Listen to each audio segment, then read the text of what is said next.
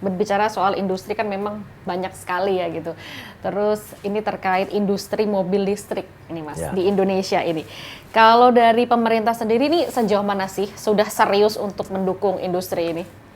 Ya, industri mobil listrik ini kan sebenarnya adalah komitmen kita terhadap Paris Agreement. Ya. Pemerintah sejak ditandatangininya Paris Agreement itu sangat sungguh-sungguh dan serius untuk bisa menciptakan ya lingkungan yang bersih, mendukung kelestarian lingkungan, menjaga supaya emisi karbon bisa kita kurangi gitu terus menerus. Nah, salah satunya adalah bagaimana kita melakukan transformasi atau transisi dari energi fosil ke green energy atau energi terbarukan.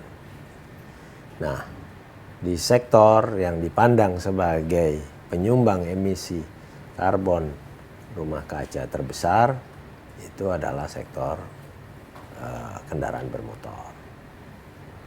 Nah, penggunaan energi fosil yang demikian besar setiap hari diproduksi, kemudian dikonsumsi, lalu dibuang emisinya karbonnya ke udara dan mengganggu kehidupan kita yang kita hirup, itu pemerintah berkomitmen.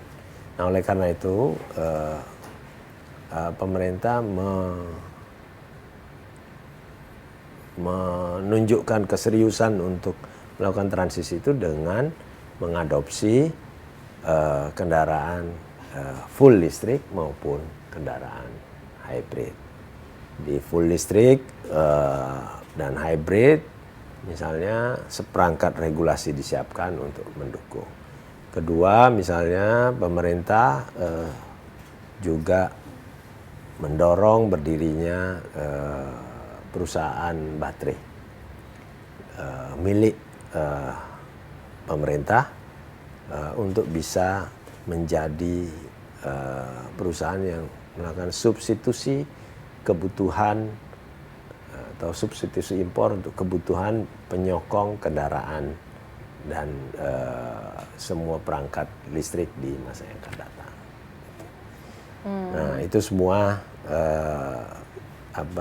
menjadi komitmen dari pemerintah. Termasuk di dalamnya adalah memberikan insentif-insentif.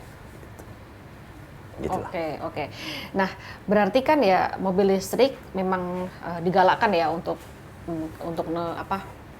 pelestarian juga untuk Indonesia ini biar nggak semakin banyak polusi. Tapi ada juga yang hybrid. Nah, dengan adanya hybrid kan berarti kita bisa listrik, bisa bahan bakar dong, Mas. Itu nggak mengurangi minat masyarakat, better lebih milih hybrid deh gitu. Karena kayak butuh waktu yang lama nggak sih untuk mengubah pelan-pelan ke listrik semua?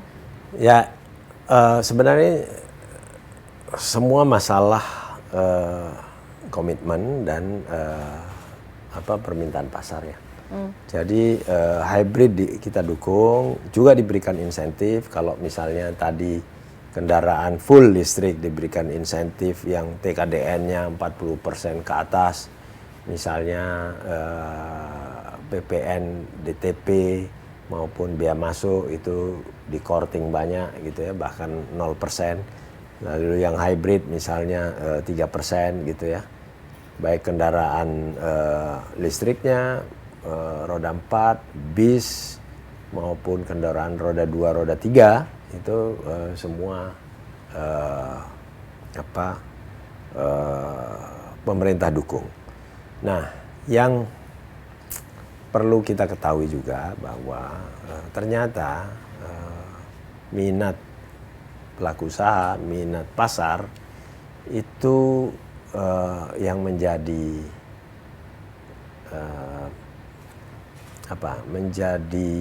guidance buat industri. Hari ini ada sekitar 9 perusahaan yang memproduksi kendaraan roda 4 gitu ya. Ada 6 perusahaan memproduksi bis gitu ya. Ada 60-an perusahaan memproduksi kendaraan roda 2, roda 3 gitu. Ini semua ternyata menjadi sektor yang justru hari ini boleh dibilang paling berkembang. Karena mungkin permintaan pasarnya ke arah sana. Ya. Minat masyarakatnya ke arah misalnya full listrik. Tapi bukan berarti ya, yang hybrid maupun ICE itu tetap di nomor 2 kan enggak, tetap diberikan dukungan oleh pemerintah. Bahkan yang ICE ini terus kita dorong supaya bisa menjadi menjadi atau mengasop banyak industri kecil menengah yang memproduksi spare part atau komponen bisa diterima atau menjadi rantai pasok dari kendaraan ICE. Nah ini semua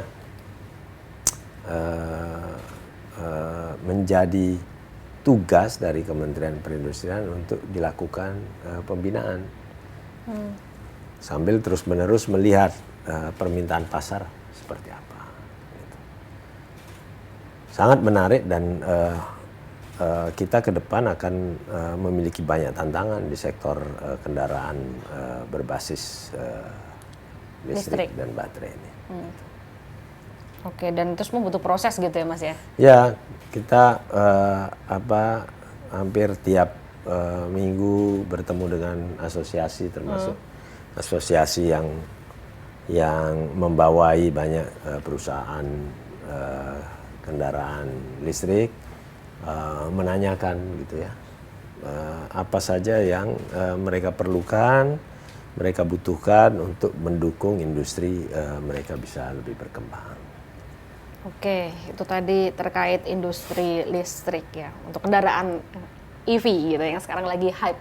Banyak sih yang udah pakai tapi juga belum semua itu tadi. Ya banyak orang yang masih ragu kan, katanya info-info, wah ini nanti katanya bisa meledak gitu kan, terus kemudian garansinya tidak seperti yang dijanjikan, lalu baterainya gampang boros gitu. Ya ini semua memerlukan komunikasi dan memerlukan keyakinan yang bisa dirasakan oleh masyarakat bahwa kendaraan ini aman untuk mereka gunakan. Tapi yang pasti bahwa secara harga maupun biaya untuk perawatannya, biaya konsumsi energinya jauh lebih murah daripada kendaraan ICE.